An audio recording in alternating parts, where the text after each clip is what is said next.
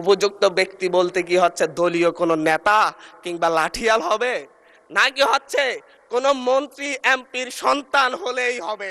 এটা উপযুক্ত ব্যক্তি বলতে কাকে বোঝানো হচ্ছে তা কিন্তু আমরা বুঝতে পারছি না মাননীয় স্পিকার। জনাব হান্নান মাসুদ, জি, আপনার 10 মিনিট সময় বরাদ্দ আছে। মাননীয় মন্ত্রী, প্রতিমন্ত্রী, আপনি দয়া করে বসুন। মাননীয় স্পিকার, আজকে কয়েকটা বিল উপস্থাপন করা হয়েছে যার মাধ্যমে মূলত স্থানীয় সরকার বা স্থানীয় প্রশাসন ব্যবস্থা যা রয়েছে তার পিঠে ছুরিকাঘাত করা হচ্ছে, যেটা বিএনপির কোনো ইশতেহারে ছিল না। আমাদের ট্রেজারি বেঞ্চে যারা আছেন তাদের কোনো ইশতেহারে ছিল না। আমাদের বিএনপি দলীয় যেই ইশতেহার ছিল 31 দফা, 31 দফার 20 নং দফায় ছিল যে হচ্ছে মৃত্যু কিংবা কোনো দণ্ডে দণ্ডিত হওয়ার আগ পর্যন্ত কোনো সিটি কর্পোরেশন, পৌরসভা কিংবা স্থানীয় সরকারের কাউকে অপসারণ করা হবে না। আমি বলছি বিএনপির এই 31 দফা 20 নং দফা কি বিএনপি ভুলে গিয়েছে, নাকি মেজরিটি পাওয়ার, আলটিমেট মেজরিটি পাওয়ার মধ্য দিয়ে তারা আসলে আরেকটা আওয়ামী লীগ হয়ে ওঠার চেষ্টা করতেছে? মাননীয় স্পিকার, এই বিলে বলা হয়েছে বিশেষ পরিস্থিতিতে বা জনগণের আশাকাঙ্ক্ষা বিশেষ পরিস্থিতি কিংবা 32 কয়ে বলা হয়েছে বিশেষ পরিস্থিতি অত্যাবশ্যক বিবেচনা করিলে বা জনস্বার্থে যে কোনো বা সকল পৌরসভার মেয়র বা কাউন্সিলরগণকে অপসারণ করিতে পারিবে। এই জায়গায় আমি বলতে চাচ্ছি মাননীয় স্পিকার, বিশেষ পরিস্থিতি বলতে কোনটি? আমাদের যে অধ্যাদেশ জারি করা হয়েছে সেই অধ্যাদেশ মূলত প্যাসিবাদের বিরুদ্ধে যখন বাংলাদেশে একটি সফল গণঅভ্যুত্থান হয়েছে, সেই গণঅভ্যুত্থানের মধ্য দিয়ে যখন যারা ভোট চুরি করে স্থানীয় সরকারের বিভিন্ন প্রশাসনের শেয়ার দখল করে রেখেছে তাদেরকে অপসারণ করার জন্য এই আইনটি, এই অধ্যাদেশটি জারি করা হয়েছিল। বিএনপি কি বর্তমান সরকার কি বিশেষ পরিস্থিতিতে বলতে আগামীতে বিএনপি যেই পথে হাঁটছে সেই পথে আরেকটা অভ্যুত্থানের আশঙ্কা করতেছে কিনা, যে আর মধ্য দিয়ে মূলত আবার বিএনপি দলীয় শেয়ার জবরদখলকারী যত যে প্রার্থীরা থাকবে তাদেরকে অপসারণ করার জন্য এই আইন করা হচ্ছে কিনা? আমি জানি না আসলে বিশেষ পরিস্থিতি বলতে কোন বিশেষ পরিস্থিতিকে বোঝানো হচ্ছে এই আইনে। এটা একটি কালো আইন হিসাবে বাংলাদেশের গণতান্ত্রিক ইতিহাসে সবচেয়ে একটি কালো আইন হিসাবে থাকবে।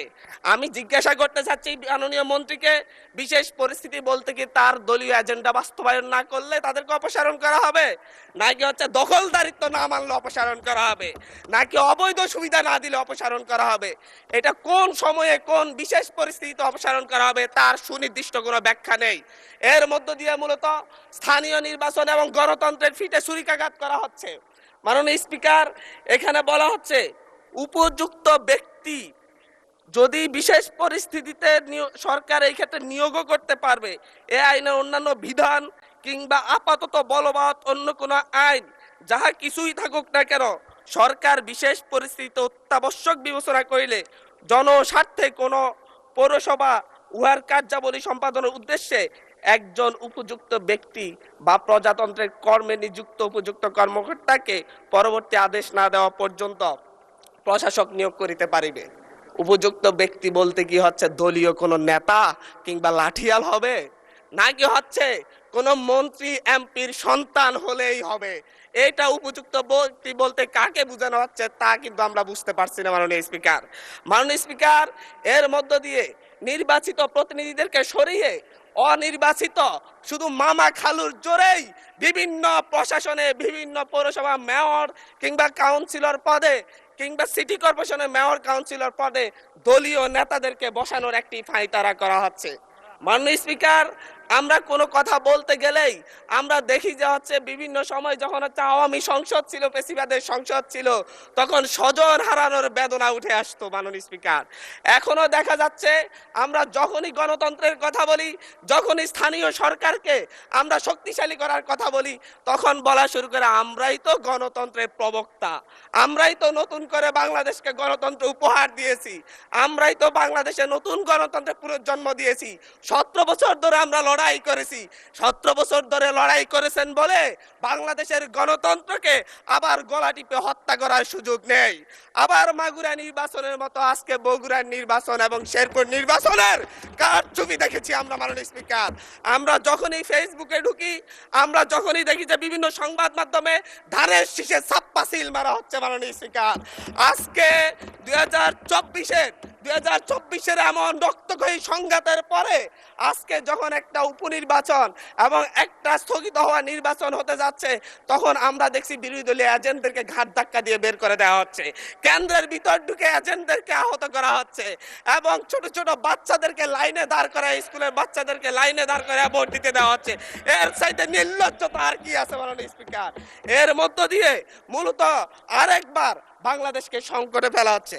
একটা বিষয় হচ্ছে, আমাদের যে ট্রেজারি বেঞ্চ রয়েছেন, ওই ট্রেজারি বেঞ্চের নেতারা বারবার বাংলাদেশের গণতন্ত্রকে হত্যা করার চেষ্টা কিন্তু করেছেন, কিন্তু ওনারা ব্যর্থ হয়েছেন, আওয়ামী লীগের মতো সফল হন নাই।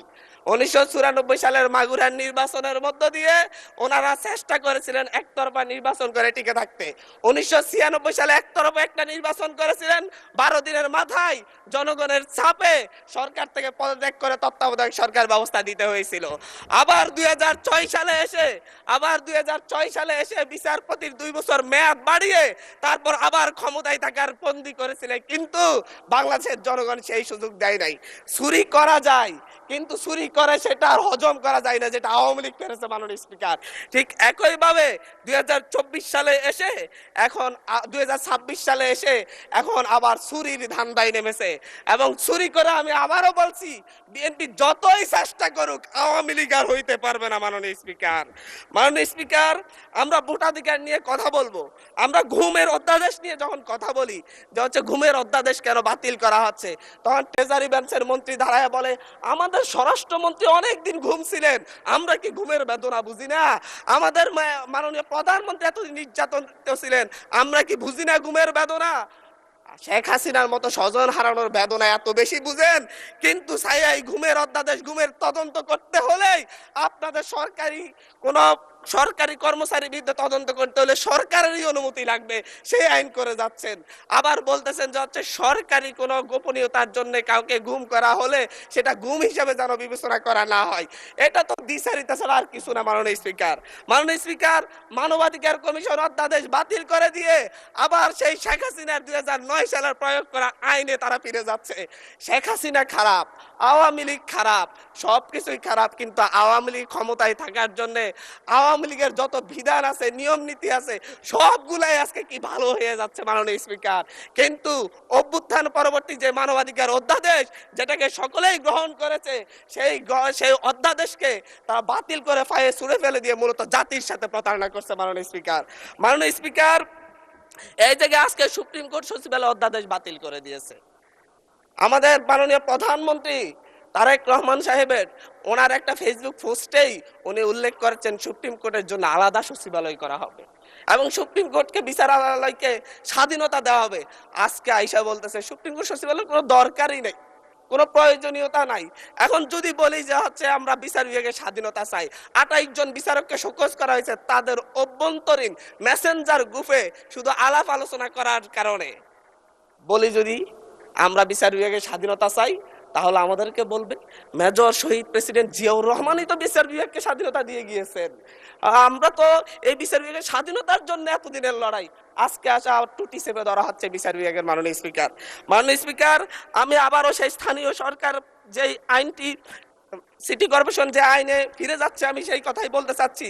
আমরা 2012-13 সালে আওয়ামী লীগ যখন হচ্ছে সিটি কর্পোরেশন নির্বাচন দিয়েছিল, সেই নির্বাচনে 5টি নির্বাচনে বিএনপি দলীয় বা হচ্ছে 20 দলীয় জোটের প্রার্থীরা বিজয়ী হয়েছিল।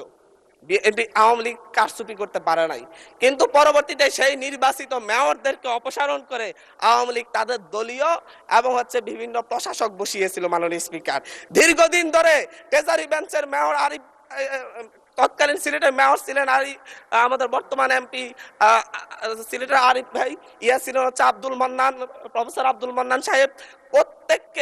প্রত্যেককে তাদেরকে গাজীপুরে ছিলেন, তাদের প্রত্যেককেই তাদের চেয়ারে বসতে দেওয়া হয় নাই। একই ধরনের পথে আওয়ামী লীগের সেই দেখানো পথে বিএনপি হাঁটার জন্য এই আইনটাকে করা হচ্ছে। মাননীয় স্পিকার, অন্তর্বর্তীকালীন সরকার যে অধ্যাদেশটি জারি করেছিল সে অধ্যাদেশটি মূলত বিশেষ পরিস্থিতির জন্য জারি করা হয়েছিল, অভ্যুত্থান পরবর্তী পরিস্থিতির জন্য জারি করা হয়েছিল। কিন্তু বর্তমানে এই বিশেষ পরিস্থিতির কি প্রয়োজন, কেন এইটাকে আবার আইনে রূপান্তর করে মূলত স্থানীয় সরকারকে শক্তিশালী করার বিপরীতে দুর্বল করে তার পিঠে একটা, তার গলায় একটা ছুরি ধরে রাখার কি প্রয়োজনীয়তা পড়লো, এর জবাবটা অবশ্যই আমরা চাইব মাননীয় স্পিকার। এবং বিশেষ পরিস্থিতি বলতে কি বোঝানো হয়েছে, বিশেষ ব্যক্তি, উপযুক্ত ব্যক্তি বলতে কি বোঝানো হয়েছে, এর ব্যাখ্যা ছাড়া এই আইন পাস করা হলে এর মধ্য দিয়ে স্থানীয় গণতন্ত্রকে আবার গলা টিপে হত্যা করা হয়েছে বলে আমরা ধরে নিব মাননীয় স্পিকার। ধন্যবাদ মাননীয় স্পিকার।